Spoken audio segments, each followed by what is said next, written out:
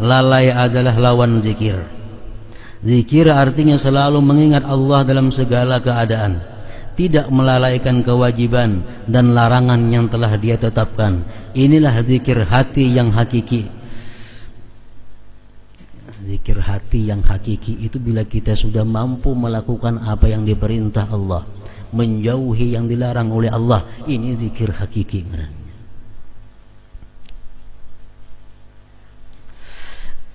Sekalipun demikian, zikir lisan memiliki keutamaan dan faedah yang sangat besar.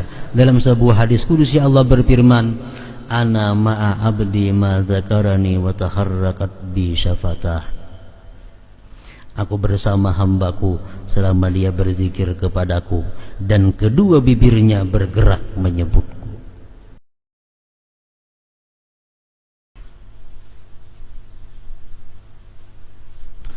Zikrullah yang kamu lakukan sendiri.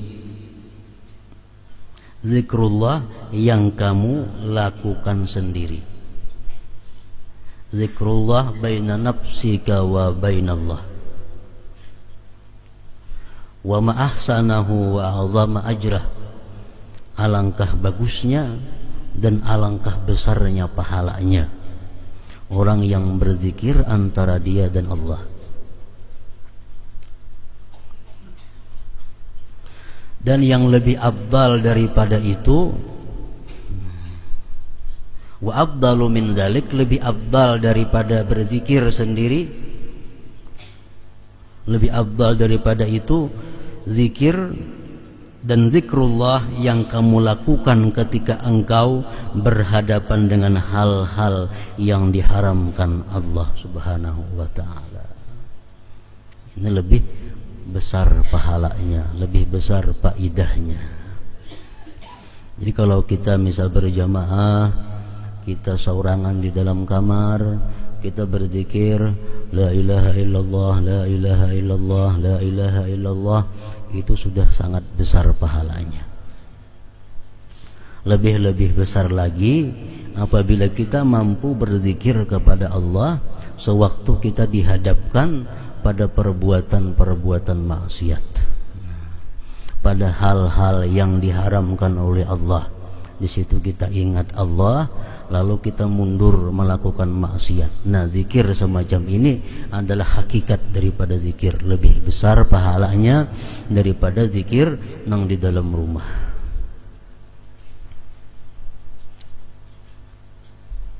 Banyak diceritakan di dalam hadis-hadis Rasulullah sallallahu alaihi wasallam tentang keutamaan orang-orang yang begitu dihadapkan kepada maksiat, dia ingat Allah lalu dia mundur daripada maksiat. Orang ini dapat kedudukan yang tinggi di akhirat. Di antaranya hadis yang mengatakan bahwa ada 7 macam golongan manusia yang di padang mahsyar nantinya mendapat naungan Allah pada hari yang tidak ada naungan selain naungan Allah. Artinya orang lain di padang mahsyar itu kepanasan, orang lain tinggal beberapa kilan jaraknya daripada matahari. Nah, 7 macam golongan manusia ini dapat payung dari Allah, lindungan Allah. Salah satu nang 7 itu adalah orang yang sudah berhadapan dengan maksiat. Orang yang sudah berhadapan dengan maksiat. Dalam hadis dicontohkan zina. Sudah begitu ingin melakukan zina, dia ingat kepada Allah, lalu kada jadi. Nah, inilah dimaksud yang paling afdal zikir itu. Setiap kali kita berhadapan dengan maksiat, kita ingat Allah.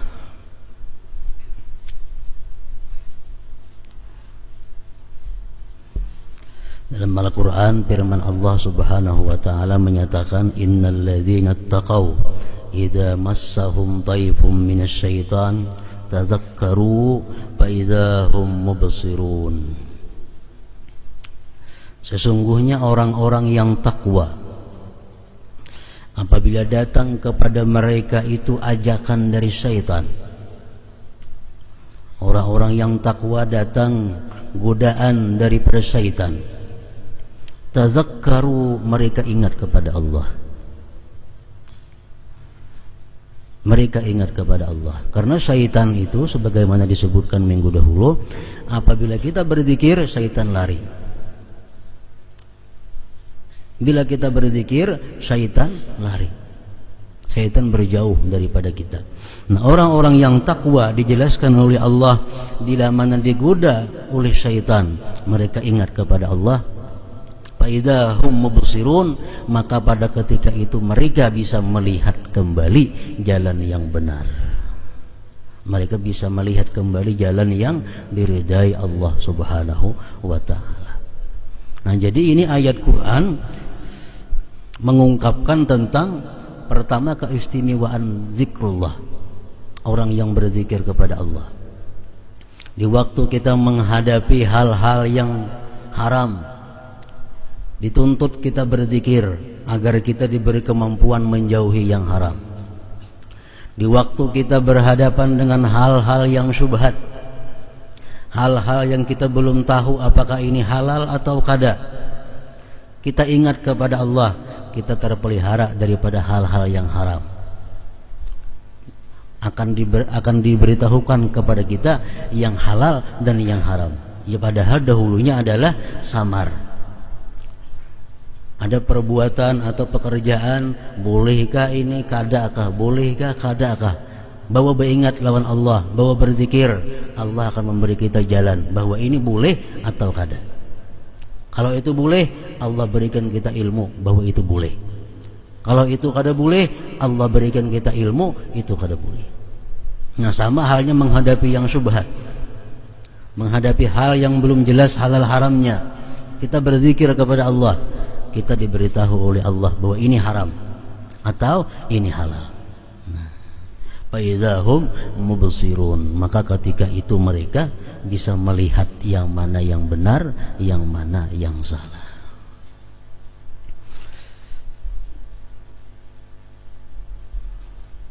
Nah, dalam terjemah di sini ada tertinggal sedikit kalimatnya daripada yang bahasa Arabnya. Al-Hasanul Basri rahimahullah berkata, zikir itu ada dua.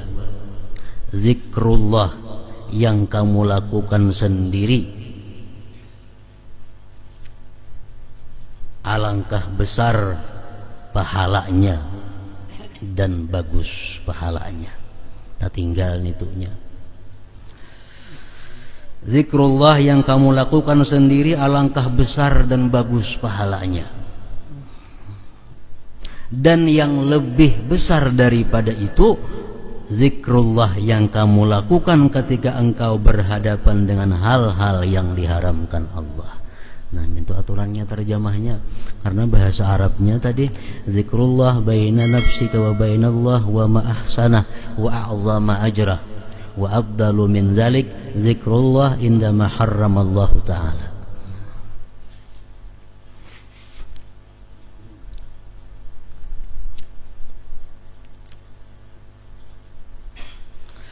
Ingat kepada Allah, zikrullah bukan hanya zikrullah itu kita menyebut atau mengingat la ilaha illallah, bukan hanya terbatas itu. Kita mengingat sesuatu yang disuruh Allah mengingatnya, termasuk zikrullah. Kita mengingat sesuatu yang disuruh Allah mengingatnya, termasuk zikrullah. Contohnya sabda Rasulullah, aksiru zikra hazimil lazzat. Banyak-banyaklah kalian mengingat kematian. Nah, kalau kita mengingat kematian, termasuk zikrullah. Kenapa? Karena mengingat itu disuruh oleh Allah.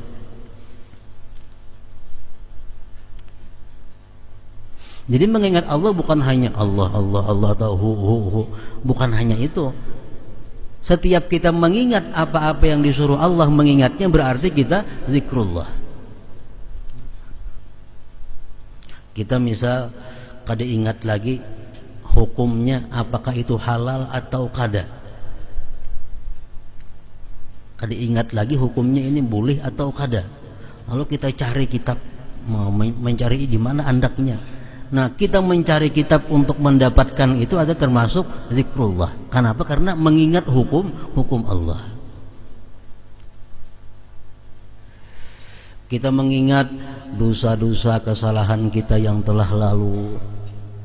Berapa banyak maksiat yang kita lakukan terhadap Allah, berapa banyak kezaliman yang kita lakukan terhadap manusia. Kita ingat-ingat, dulu aku pernah menggibah si fulan, dulu pernah aku menganjur atar si fulan, dulu pernah aku mendustai si fulan, dahulu aku pernah macam-macam dengan si fulan. Nah, mengingat itu lalu membuat kita minta ampun kepada Allah, membuat kita jatuh diri kita di hadapan Allah. Nah, ingat-ingat seperti itu termasuk zikrullah juga, termasuk zikrullah. Kita mengatakan, aku ini lawan siapa ada berhutang, lawan si anu adakah aku hutang, lawan si anu adakah aku hutang, lawan si B adakah aku hutang, termasuk mengingat Allah juga ngarannya. Kenapa? Karena mengingat hutang itu termasuk diperintahkan oleh Allah Subhanahu wa taala. Jadi kada sepindik pengertian yang dimaksud lapasnya zikrullah, mengingat Allah itu Allah ingat situ, kada. Luas makna daripada zikrullah.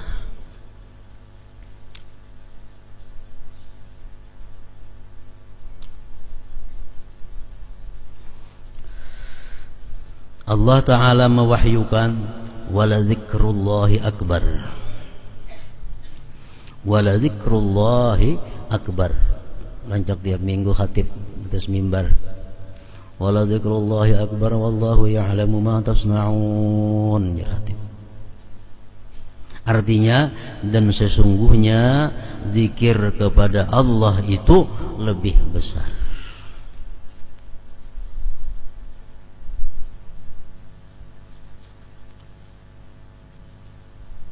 Lebih besar dari nang apa? Zikir kepada Allah itu lebih besar. Lebih besar dari apa? Allah kada menyambung lagi. Allah kada menyambung lagi, besar daripada apa? Kenapa? Karena bandingannya kada cocok lagi. Zikir itu adalah zikrullah lebih besar, sangat besar. Akbar. Sangat besar. Daripada apa? Nah, dari nang apa aja. Karena ini zikrullah sudah sangat besar, nang lainnya nih halus-halus, kada kau lagi disandingakan.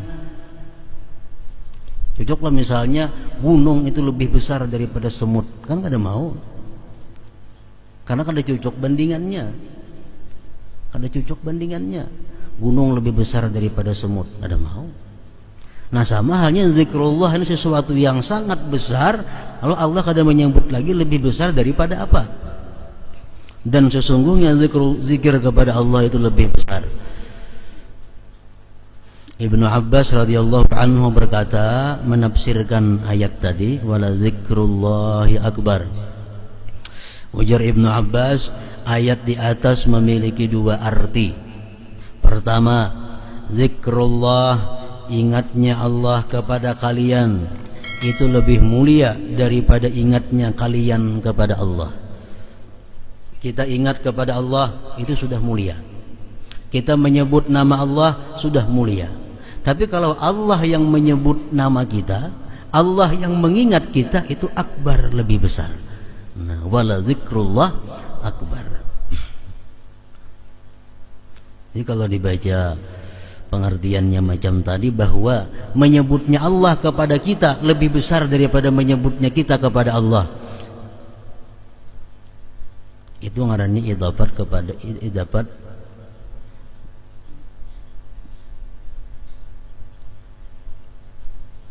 masdar kepada fa'il. Sungguh menyebutnya Allah kepada kalian lebih besar daripada menyebutnya kalian kepada Allah. Nilainya, misalnya kita nih seberapa banyak menyebut Allah, Allah, Allah, Allah, Allah, Allah. Kalau Allah menyebut ngaran kita sekali aja, Allah menyebut ngaran kita, lebih besar sebutan Allah itu nilainya.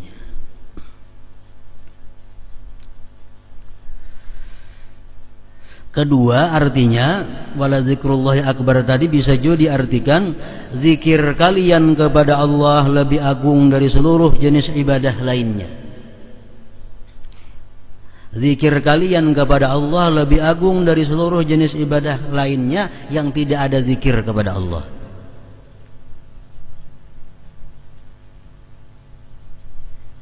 Khusyuk itu adalah zikir. Orang tersembahyang khusyuk itu buah daripada zikrullah. Kalau orang kada zikrullah dalam sembahyang, kada bisa khusyuk.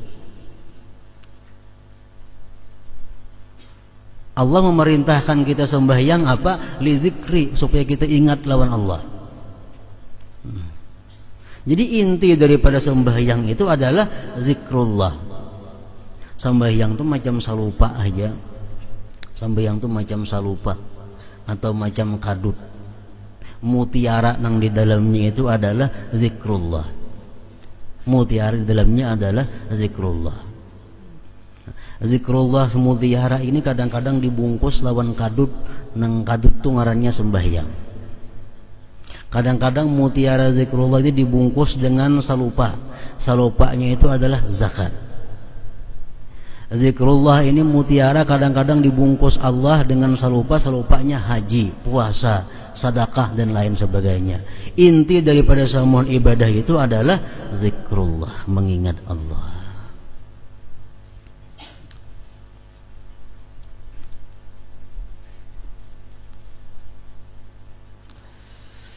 Zikrullah, zikir kalian kepada Allah lebih agung dari seluruh jenis ibadah lainnya.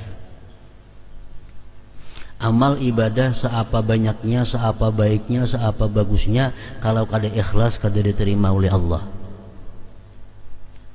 Siapa kan yang beramal, siapa kan yang beribadah, seapa banyaknya, kalau inya kada ikhlas kada diterima oleh Allah. Ikhlas itu apa artinya? Mengesahkan Allah dalam tujuan ibadah. Berarti zikrullah ngarannya. Setiap kita beramal ikhlas, berarti amal kita zikrullah. Bila kita beramal ini kada ikhlas, kada zikrullah ngarannya.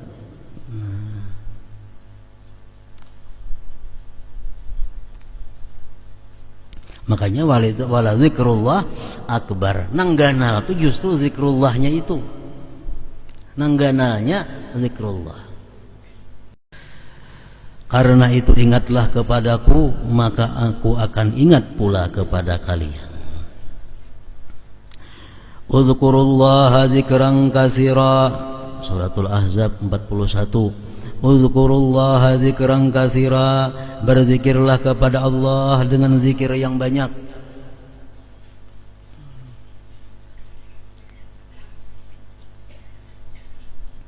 Para ulama bermacam-macam pendapat kayak apa caranya supaya kita tergolong orang-orang yang berzikir banyak. Allah kadang menentukan batasnya berapa. Nangaran berzikir banyak tuh macam apa jumlahnya, Allah kadang menentukan. Kenapa sebabnya? Karena manusia belain-lain pekerjaan gawiannya. Kalau orang misalnya kada ada gawian apa-apa, pensiunan, baik pensiunan pegawai negeri atau pensiunan buruh tani, nang beganah aja lagi duduk di rumah seharian ada gawe apa-apa. Kalau orang ini berzikir misalnya 1.000-2.000 sehari itu sedikit. Orang pensiun gajian dapat tiap bulan, pegawai kada lagi, duduk di rumah. Kalau berzikir 1.000-2.000 ini sedikit. Kenapa? Karena 1.000-2.000 paling-paling sejam waktunya. Berarti ada 23 jam lagi waktu yang kosong. Makanya Allah kadang memberikan jumlahnya. Rasulullah pun kadang menjelaskan jumlahnya berapa zikir yang banyak dimaksud itu. Cuma Allah menyuruh dalam ayat ini, uzkurullaha dzikran katsira, berzikirlah kamu kepada Allah zikir yang banyak. Nah, jadi Allah pun menilai banyak sedikitnya zikir kita itu tergantung pekerjaan kita. Tergantung pekerjaan kita.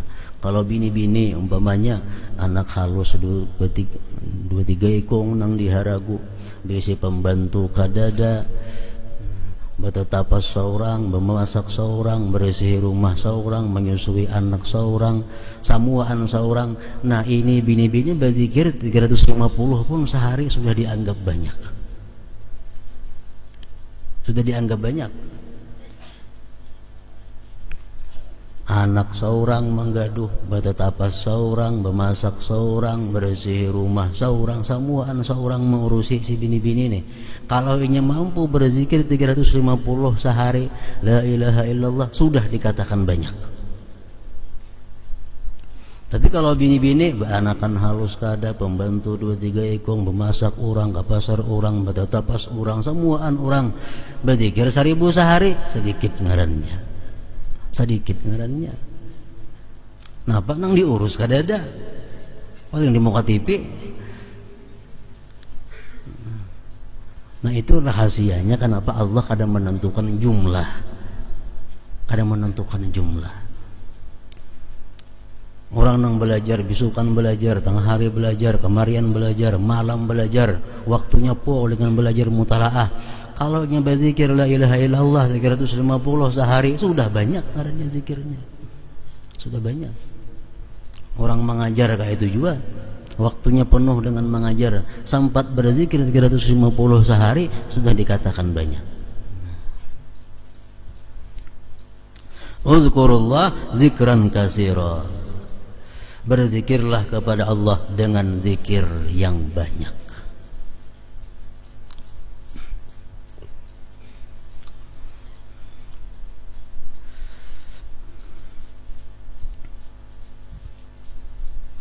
Bagi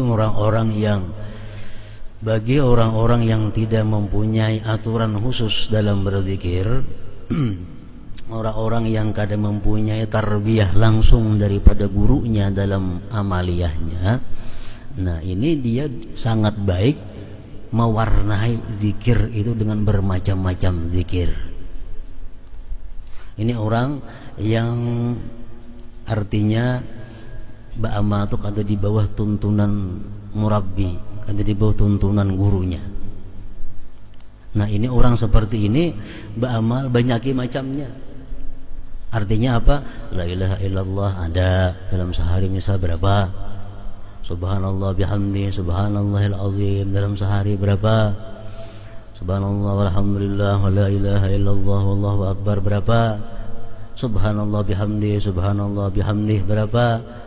Salawat berapa, membaca Quran berapa, kasarah. Ini kalau orang nang hidupnya bebas. Tapi kalau orang-orang yang hidupnya di bawah bimbingan seorang murabbi atau guru syekhnya, nah ini zikir yang diperbanyak itu adalah zikir yang disuruh oleh gurunya.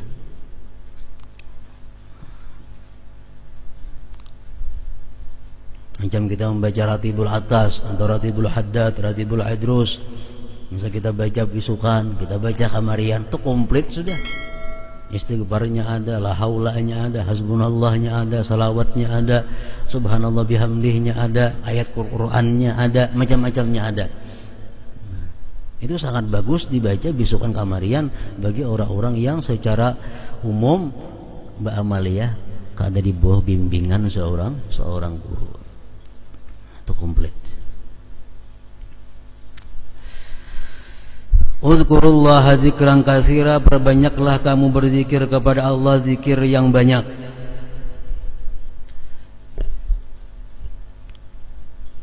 Para ulama meneliti bahwa kita tidak akan mampu berbuat zikir itu banyak. Kita kadang akan mampu berzikir banyak apabila satu, dalam diri kita ada akhlak-akhlak munafik. Dalam keterangan minggu dahulu, kalau kita masih suka berdusta, kita masih suka menyalahi janji, kita masih suka khianat dalam amanah. Nah, nang 3 perkara ini kalau ada, kada kau banyak berzikir. Kenapa? Karena kita masih tergolong orang munafik. Karena dalam hati kita, dalam diri kita ada bagian munafik. Allah menyebutkan dalam Al-Quran, orang munafik itu wala yadhkurunallaha illa qalila. Orang munafik tidak bisa berzikir kepada Allah melainkan sedikit. Ya tadi pensiunan 100 zikir sehari. Bini-bini nang kada begawian di rumah apa-apa, kada sing zikiran. Barangkali pertama sebabnya dalam diri kita ada sifat-sifat kemunafikan. Yang kedua, yang menghambat kita rajin berzikir ini adalah kita masih suka menzalim sesama manusia. Karena Allah menyatakan bahwa dalam hadis kudusi Allah berfirman, wahai Daud, katakan kepada orang-orang yang suka menzalim, jangan menyebut-nyebut namaku. Qul ya Daud, katakan hai Daud, lil zalamah, bagi orang-orang zalim, la yazkuruni, jangan hendak menyebut namaku. Jadi kalau kita zalim kepada sesama hamba Allah, otomatis kita berat untuk zikrullah ini. Allah menangati berdahulu, la yazkuruni, jangan menyebut-nyebut aku. Kenapa garang ujar Nabi Daud, maka jangan menyebut engkau ya Allah. Karena ujar Tuhan, setiap orang zalim itu menyebut namaku, sebanyak apapun, sebanyak itulah laknatku kepadanya. Jadi baik pada usaha, baik paraya. 100 kalinya menyebut namaku, 100 laknat untuk dia. Makanya jadi Tuhan katakan lil zalamah, bagi orang-orang zalim, la yazkuruni, jangan menyebut-nyebut aku. Nah, jadi penghambat kita berzikir ini bisa kita termasuk orang yang menzalim kepada sesamanya. Menzalim itu umum, baik menzalim pribadinya macam gibah, fitnah, atau menzalim hartanya, menipu segala macam, menzalim kehormatannya, banyak. Pokoknya bila kita mengganggu orang lain termasuk menzalim. Mengganggu anak bini orang lain termasuk menzalim. Mengganggu harta orang lain termasuk menzalim. Itu penghambat berzikir. Orang saling nyaringan berzikir yaitu mengantuk. Mengguruh berzikir, bemik nyaring, nah mengantuk. Kada kau berzikir, kada kau. Kenapa? Dilarang oleh Allah lisannya untuk menyebut Allah. Maksudnya ingatlah kamu terhadap Tuhan itu membaca tahlil kah, membaca basmalah kah, membaca hamdalah kah, membaca la haula kah, membaca hasbunallah kah, berdoa kah, membaca Quran kah, membaca salawat kah, semuaan termasuk dalam wazkur rabbaka. Ingat kepada Tuhan. Fi nafsik, pada diri engkau. Artinya kita ingat kepada Allah itu memahami, mengerti apa yang kita ucapkan itu. Jangan hanya di mulut. Jangan hanya di mulut. Tapi kita mesti mengerti, memahami, mengenali apa yang dibaca oleh mulut ini. Wazkur rabbaka fi nafsik. Orang nikah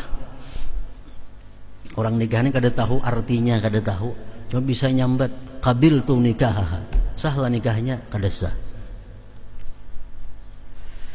Menjar orang ikam kena lah belanya ikam kawin, jawab qabil tu nikah. Apa artinya? Kamu tidak perlu tahu artinya, kada sah nikahnya. Hukum syara kada mensahkan. Orang berjual bertukar, bi'tu artinya apa? Kujual. Washtara itu kutukar. Inya kada tahu artinya, bi'tu ishtara itu kada tahu artinya, sahlah jual belinya, kada sah. Kada sah.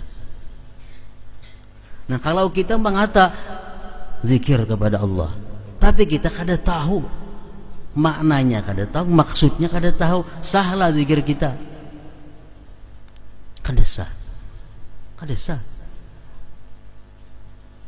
Tapi berhubung Allah itu Maha Pemurah, maka mulut kita yang susah payah menyebut namanya itu tetap dinilai, walaupun nilainya kada seberapa. Nah, kalau pahala orang berzikir, kada termasuk orang berzikir. Kenapa? Karena ia kada mengerti dan kada paham apa yang ia kata.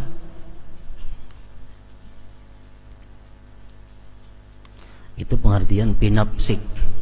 Wazkur rabbaka fi nafsik. Ingat Tuhan engkau. Fi nafsik, pada diri engkau, pada hati engkau. Jangan hanya ingat Tuhan itu di mulut. Nah, jadi dalam ayat ini Allah Subhanahu wa taala menyuruh kita berzikir dikaitkan dengan 6 perkara. 6 perkara. Wazkur rabbaka fi nafsika tadarruan wa khifatan wa dunal jahri minal qaul bil ghuduwi wal asal wa la takun minal ghafilin. Wazkur rabbaka, ingatlah Tuhanmu, berzikirlah kepada Tuhanmu. Itu dikaitkan pertama fi nafsik.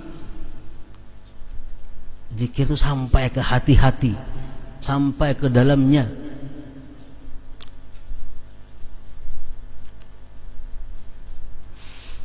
Makanya ujar para ulama hikmah mengatakan la ilaha illallah itu kada ada huruf syafawi. Nah, orang-orang yang ahli tajwid mungkin tahu. Nah, apa itu huruf syafawi? La ilaha illallah itu kada ada termasuk sebuting pun huruf-huruf syafawi. Huruf-huruf bibir kada ada. Baca la ilaha illallah. Adalah bibir berfungsi di situ. Huruf bibir kada ada. La ilaha illallah 12 huruf, la ilaha samuan huruf dalam. Kada huruf bibir. Itu sudah mengisyaratkan kepada kita bahwa mengucap la ilaha illallah bukan di bibir, mesti dari dalam. Kayak pa tuh huruf sabawi ngarannya ba. Nah, itu di bibir ba, pa, ma. Kalau la ilaha illallah ada bibir tak pakai. Artinya apa? Mengucap la ilaha illallah jangan di bibir. Jangan di bibir aja, mesti daripada dalam. Itu binafsik artinya. Yang kedua, dikaitkan oleh Allah, berzikirlah engkau kepada Tuhan dari dalam hati engkau. Dan kedua, tadarruan, merasakan kehinaan diri. Merasakan kehinaan diri. Kalau kita ini rakyat jelata, kita rakyat jelata. Begitu kita menyebut nama presiden, kita merasa betapa rendahnya kita. Ada usaha rakyat pembakal atau irti atau camat. Begitu camat yang menyebut nama presiden, alangkah merasa hinanya diri sebagai camat. Nah, ini maksud Allah macam itu. Begitu kita menyebut Allah, kita merasakan diri kita hina sebagai hamba. Tadarru'a itu artinya. Yang kedua, tadarru'a. Yang ketiga, wakhifah. Sebutlah nama Allah, ada perasaan takut. Nah, ada perasaan takut kita menyebut nama Allah itu. Takut nang apa? Takut barangkali Allah membalas dengan laknatnya. Satu, aku ini berzikir la ilaha illallah berusia, aku ini termasuk orang zalim, Allah balas dengan laknat. Takut. Yang kedua, takut kalau ini aku berzikir kurang adab dengan Allah, kurang adab, kurang etika dengan Allah. Nah,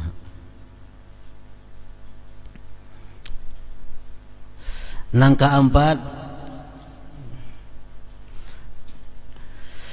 jangan tidak mengeraskan suara. Dengan tidak mengeraskan suara. Artinya kita berzikir itu jangan sampai kedengaran orang lain, cukup seorang mendengar.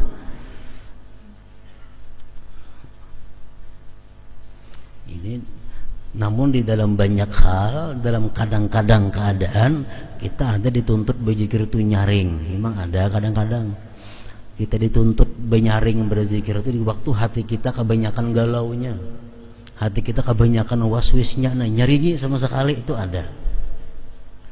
Atau waktu kita sedang berjamaah itu kada jadi masalah. Tapi kalau kita seorangan berzikir, hati kita tenang, itu mesti jangan nyaring, tidak mengeraskan suara. Dan jangan juga gimit. Gimit itu nang saurang kada mendengar.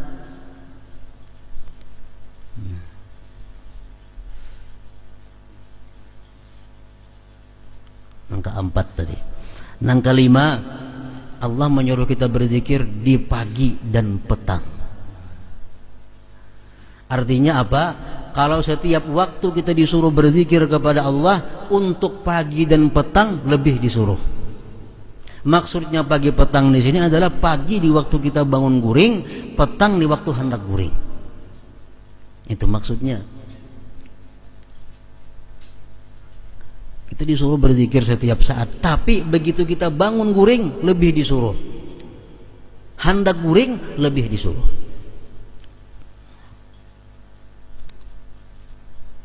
Bangun guring disuruh kita langsung berzikir kepada Allah. Alhamdulillahilladzi ahyani ba'da ma amatani wa ilaihin nusyur. Zikir ngarannya. Lakukan kata la ilaha illallah. Zikir juga alhamdulillahilladzi ahyani ba'da ma amatani wa ilaihin nusyur. Supaya kita mulai hidup hari ini dengan zikrullah.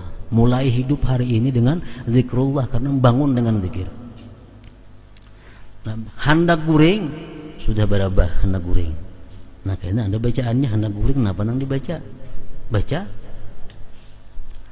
Sehingga kita guring dalam keadaan zikrullah. Artinya kita tutup hidup hari ini dengan zikrullah. Nangka 6, wala takun minal ghafilin, janganlah kamu termasuk orang-orang yang lalai. Bangun guring lalai, hendak guring kada bebacaan, bangun guring kada bebacaan, apalagi tengah-tengahnya maginnya. Wala takun minal ghafilin. Dalam ayat di atas Allah Subhanahu wa taala menjelaskan bahwa